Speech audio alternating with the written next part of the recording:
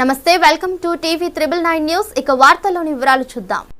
Breaking news చూస్తున్నాం. మంచిర్యాల జిల్లా కన్నేపల్లి మండలం సాలిగామ గ్రామంలో అర్ధరాత్రి కాల్పుల కలకలం. మామ గోలెటి శంకర్ కూతురిని బెదిరించడానికి కాల్పులు జరిపిన అల్లుడు గోమాస నరేందర్, అతని స్నేహితుడు మహేష్ తుపాకీతో సహా పరారీలో 2 నిందితులు, 2 రౌండ్ల బుల్లెట్లు స్వాధీనం.